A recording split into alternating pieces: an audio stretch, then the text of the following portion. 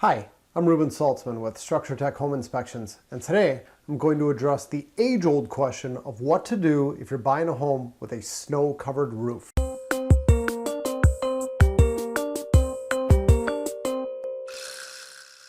So this is a really commonly asked question in the dead of winter when scheduling home inspections. Our client care coordinators get this all the time. How do you inspect the roof? What am I supposed to do? And I'm sorry to say this, but the short and bitter answer is we can't. We cannot inspect snow-covered roofs. There is nothing your home inspector can do. And I don't know any home inspector who's gonna tell you otherwise. That's how it is. Now, we've had people who say, well, can't you just bring a broom along with you and maybe sweep off the roof? Or maybe just sweep off a small chunk of it? I'll tell you, I've seen people try that during the inspection. When people offer that to us, back when I used to schedule home inspections, my response would be, you can bring a broom along and you can sweep off as much of it as you want, and I will be happy to look at it. Just don't walk on the roof. You got to sweep the lower sections, and they'll do it, and they'll realize that this is a lot more work than what they thought. It's not like a simple little swish swish and the snow is gone. That snow is on there, man. I mean, you need to shovel it, and then you would need to broom it off. And even then, once you're done with that, you still don't have a good look at the shingles. You still have snow packed in between all the granules. And so often the defects that we need to find on a roof are subtle. It's little things, little cracks, little wear in the granules that even the smallest amounts of snow will still conceal. So really, you'd have to get all of the snow off. And the only way I could think of to get really all of it off would be to come out maybe a day before the inspection, clear off as much as you possibly could, and then keep your fingers crossed that you have a really sunny day to melt some of that snow off. Or you could bring a backpack leaf blower on the roof and see how well that'll get the rest of it off. Or you could bring a torch up there, like a huge hot mop torch, and you could try to torch all that snow off. Those are the only three options that I could think of. I've never seen anybody do any of those, and it's certainly not something that we would consider doing as home inspectors. We kind of try to stay in our lane. If we're going to be up on the roof and we're going to be shoveling and sweeping, that's considered work. Now, OSHA guidelines for being up on a roof don't require us to be under a rope if we're simply inspecting the roof. But once it crosses over to doing work on a roof, that's where OSHA guidelines say that you're supposed to be tethered. So we certainly, as home inspectors, we certainly aren't going to get up there and start doing work on the roof.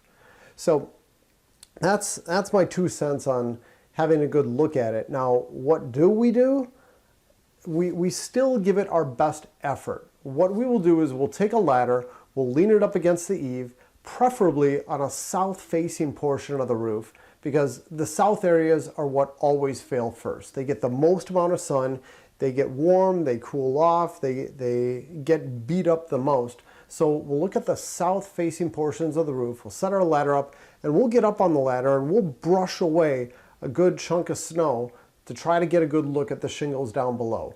And while it's only showing us a small fraction of that roof, every once in a while we'll do this and it will reveal shingles that are severely past the end of their life expectancy. I mean, they're toast. The roof is shot. We don't say shot, but sometimes they're shot. And that's worth doing. More often than not, what we end up finding is we brush away a bunch of snow, we see shingles that look just fine, and then we come back to our clients and we say, the tiny little section that I saw looked fine, as for the whole rest of the roof, I have no idea. It's snow covered and we can't inspect it. So if you're buying a home in the dead of winter and it's covered with snow, there's not a whole lot you can do about it. I did talk to a real estate agent, somebody who we've been working with for a very long time, and he shared his advice on this. This is Michael Bardis with Lake Sotheby's International Realty. And his advice was he likes to go to the sellers and really press them for information. He asks for the history of the roof. He wants to see receipts, lien waivers. He'll go to the city and ask for permits. He'll check to see if there's been any insurance claims for the roof. That is wonderful due diligence on the part of the real estate agent. Probably not something the home inspector is going to do, but I love that he does this. That's some good advice to people buying a house with a snow-covered roof. Now, finally, if you do all of that stuff and you still don't know anything, I'm sorry, there's not much else that can be done. If you are completely risk averse and you don't like the idea of not knowing what's going on with that roof, your only other option is to wait to buy your home when all the snow is melted and it's all gone. And I hate saying that.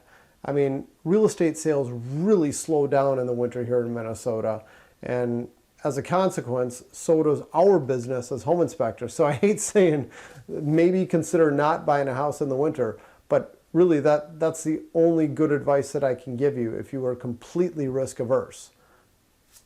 Now me, I'm not. I have only bought houses in the winter. That's the only time I've ever bought them. I've had pretty good luck with my roofs, but that's the last option you have. All right. Thank you so much for watching. Take care.